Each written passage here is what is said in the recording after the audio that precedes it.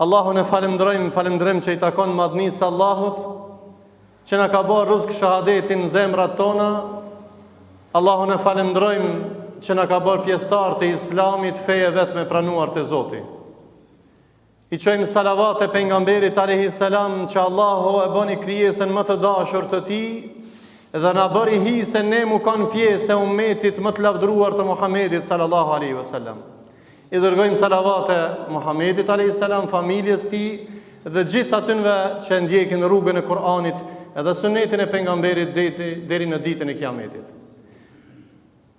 Besimtarë të nderuar, në këto momente të veçanta të ditës Xhuma, lutim Allahun e Madh që të na banë Allahu rrezik xhenetin, dhe të na mbrojë nga zjarmi i xhehenemit, dhe kjo është fitoria më e madhe besimtarit. Njerëzit në dynjë kanë momente të mira, dhe njerëzit në dynja kanë momente të këqija. Për me pas momente shumë të mira, njeriu du të mi dhanë koordinat dhe vullnet vetit që Allah na ka dhënë mend dhe zemër, që ne ti krijojmë momentet më njëri tjetrin edhe ti koordinojmë jetën tonë në platformën e fjalës Zotit dhe pejgamberit sallallahu alaihi wasallam. Mesazhi i ditës së Xhuma është për një jetë me momente të mira. Faktor njeriu, bëhu faktor i momenteve të mirës, mos u bën faktor i të keqes. Jeto me besim, jeto me iman, me shpresë, jeto me dashuri, jeto me vullnet, jeto me përpjekje dhe vlerësoje jetën që ta ka dhuru Zoti dhe shfrytëzoj mirësitë e Allahut subhanahu wa taala. Porosi për mua dhe për ju. Kur i mi qunë sabah sot, a kemi thonë elhamdulillahi alladhi ahyani ba'da ma matani wa ilayhi an-nushur? Kur i mi qunë sabah, a kemi thonë falendrimi takon Allahut i cili na rinjalli pasi ishim të vdekur? Ne krejt këtu shka imi më të gjallë, ama dikush ka vdek në mëngjes. E prandaj fillo ditën me këtë lutje ndaj madhnisë Allahut, duke falendëruar Zotin e disa të rinj të cilët janë të zhytur në haram dhe në zullum, kur t'i qelin sytë në sabah, ofa, dul dilja, ofa, çka do të baj sot une, edhe të merrohet nga jeta që Allahu ja dha jetën për me menaxhu ai. Dhe ai është i stresaft, ai është në humner dhe nuk ka shpresa për jetë. Prandaj, kujdes, mos starto ditën tonë me mendim të keq. Startoje jetën me mendim të mirë dhe prini ditës me mendim të mirë, sa janë është bereqet dhe rezultat i ditës jote. Starto ditën me mendim të mirë, burim i lumturisë dhe pozitivitetit. Ruje ftyrën tënde. Ftyra më e buzëqeshur e Muhamedit alayhis salam. Dhe ka thonë, buzëqeshja e muslimanit është sadaka ndaj muslimanit. Ftyra më e buzëqeshur e Muhamedit alayhis salam është Rasulullah sallallahu alaihi wasallam, ne jemi ummet i tij. Mos dil prej ditës, mos starto ditën me mrola dhe me sjellje të keqe, por ndreqi momentet e jetës tënde me buzëqeshje, se kështu ka thonë pejgamberi alayhis salam, dhe buzëqeshja rregullon momentet më të mira të jetës dhe të ditës. E dyta, ne kemi raporte me njerëz. Rregulloje ditën, momentet e jetës me selam. Mos prit dikush më të dhënë selam. Bënë i pari ti selam që jep. Kështu na porosit Muhamedi sallallahu alaihi wasallam. Nuk rregullohen raportet e muslimanit dhe nuk ndreqen momentet e jetës pa e pas mendimin e mirë për jetën që ta ka dhuru Zoti, pa e pas ftyrën e mirë me njerëzit, me krijesat e Allahut, me muslimant, dhe nuk rregullohet raporti dhe momentet e jetës pa i thonë njëri tjetrit assalamu alaikum wa rahmatullah.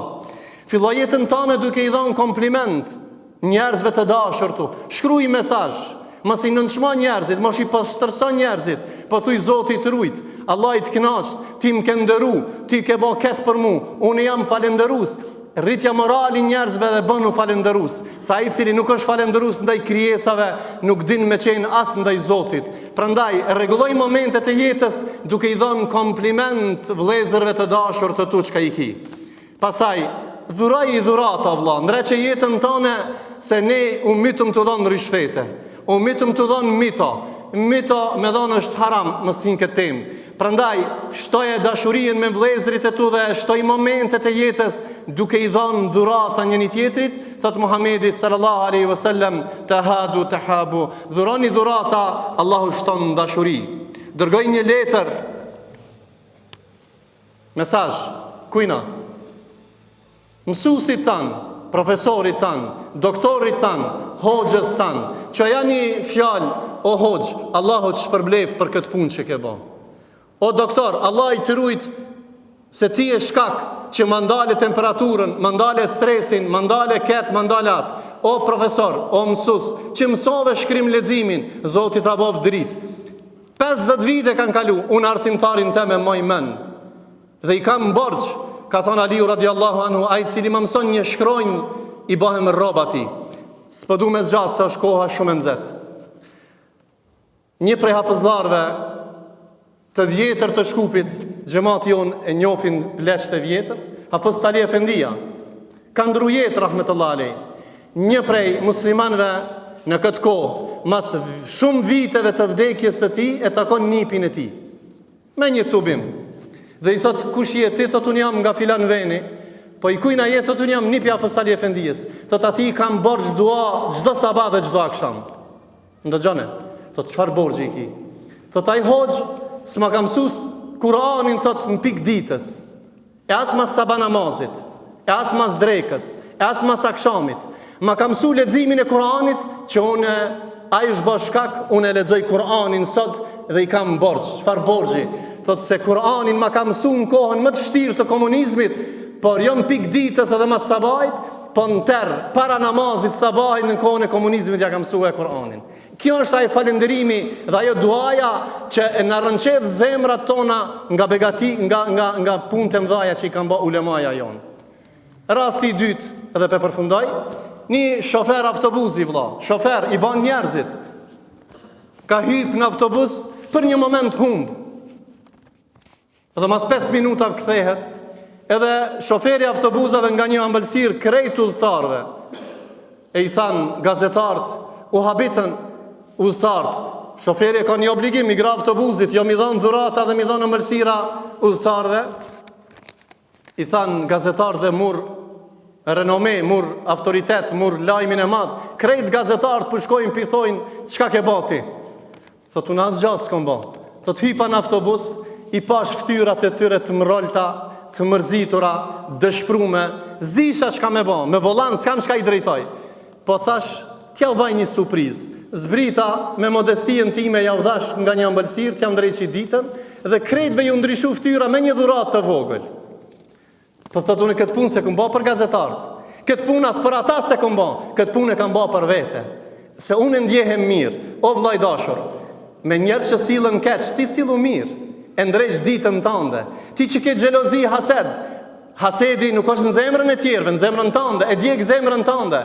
Ndreq ditën me selam, ndreq ditën me ftyrë të mirë, ndreq ditën me kompliment, ndreq ditën me kujdes ndaj njerëzve të kujdesshëm, ai çka të ruan shëndetin, ai çka të ruan dijen, ai çka të ruan fejen. Kujdesu për familjafisin, kujdesu për shoqërinë tënde, ne jemi pjesë që jetojmë së bashku, e lutim Allahun që ne të jemi faktor të momenteve të mira, të organizojmë jetën që Allahu na ka dhënë këtë jetë të mirë për me fitu jetën e ahiretit. I thojmë Allahut në këtë ditë xumaje, Rabbana atina fid dunya hasana wa fil akhirati hasanatan wa qina adhaban nar. O Allah, na jep të mirat e dynjas, na jep të mirat e ahiretit dhe na mbroj nga zjarmi i xhehenemit. E lutim Allahun e madh që neve dhe juve Allahu ta ruan imanin ton, na ban nga ata që mendojnë mirë, flasin mirë, veprojnë mirë, e Allahu i don bëmirësit. Allahu na boft nga bëmirësit dhe na ringjallët me Muhammedin sallallahu alaihi wasallam. Aqulu qawli hadha wastaghfirullaha li wa lakum wa lisa'il muslimin fastaghfiruhu innahu huwal ghafurur rahim.